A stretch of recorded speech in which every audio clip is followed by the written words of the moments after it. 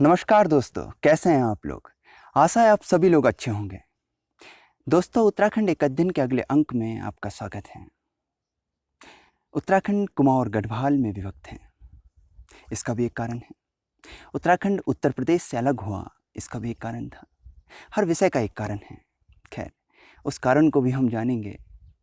आज फिलहाल हम जिस विषय को लेकर आगे बढ़ रहे हैं उस पर चलते हैं। दोस्तों, प्राचीन काल में गढ़वाल को केदारखंड और कुमाऊं को मानसखंड कहा गया है।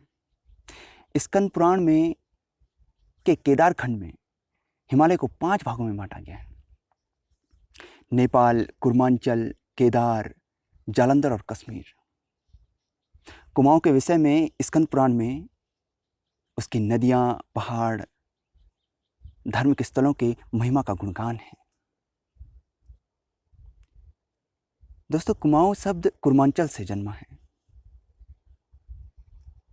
उत्तराखंड के इतिहास में लोक कथाओं और जनश्रुतियों का बड़ा महत्व है। आप इस विषय को जानें। कई सारी लोक कथाएं तो आज भी वास्तविक लगती हैं, किंतु बहुत सारी लोक कथाएं ऐसी हैं जिन्हें यदि हम आज के युग में सुनते हैं तो कई बार हमारी समझ उसे अप्रासंगिक कह देती हैं।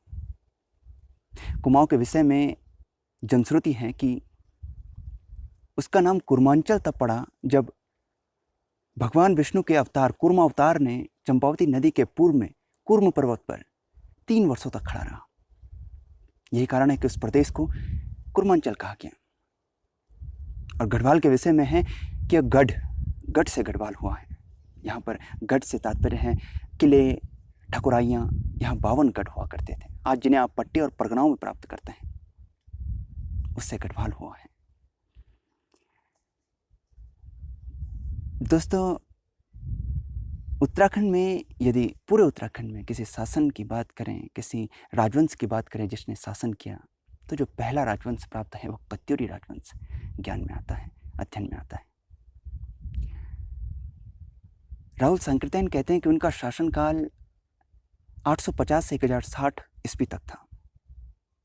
किंतु बद्रीदत्त पांडे, जिन्हें कुमाऊं केसरी के नाम से हम जानते हैं, उनका मत कहता है कि वे 700 ईस्वी तक शासन किए थे और उससे पहले तो वे 2-3 हजार वर्ष पूर्व से शासन कर रहे थे। अब आप देख सकते हैं कि उत्तराखंड के इतिहास में कितनी अस्पष्टता है। किंतु जो हमें ज्ञान में प्राप्त है, जो स्पष्ट है, वो यह है कि उत्तराखंड का पहला शासक राजवंश जो है कत्यूरी राजवंश है। और ये भी अध्ययन में आता है कि इस राजवंश की जो सीमाएं थी उसमें दिल्ली और रुहेलखंड का प्रदेश भी आता था। इनकी राजधानी कार्तिकेयपुर और जोशीमठ रही। इसके पश्चात गढ़वाल में पवार शासकों का और कुमाऊं में चंद शासकों में यह वितरित हो गया। इन्होंने अलग अलग शासन किया। दोस्तों, इसके अतिरिक्त यदि हम देखें कुछ तथ्यात्मक, तो गोरखाओं का शासन कुछ तिथि के साथ 1815 तक गोरखाओं का शासन, 1790 से और 1815 तक गोरखाओं का शासन भी उत्तराखंड में रहा। गोरखाओं ने भी यहाँ शासन किया। इनकी क्रूरता को आज भी गोरख्याली से याद किया जाता है। 1815 में ब्रिटिशों ने गोरखाओं से तो हमें आज़ादी दिला दी, किंतु उत्तराखंड के एक जिले पौड़ी को अपने अधीन कर लिया। टिहरी की रियासत को टिहरी के राजा को सौंप दिया। इसके पश्चात उन्होंने कुमाऊं पर गोरखाओं के साथ संधि कर उसे भी अपने आधिपत्य में ले लिया, क्योंकि वे तो साम्राज्यवादी नीति के मुक्त हैं। वे तो साम्राज्यवादी नीति से अपना विस्तार कर रहे थे। उनको तो लाभ उठाना था, यूं नहीं तो यूं। उन्होंने ऐसा किया और अब पूरा उत्तराखंड ब्रिटिशों की हुकूमत के अधीन था। और ये विषय था कि अब उत्तराखंड और पूरे देश की एक ही हुकूमत से लड़ाई थी।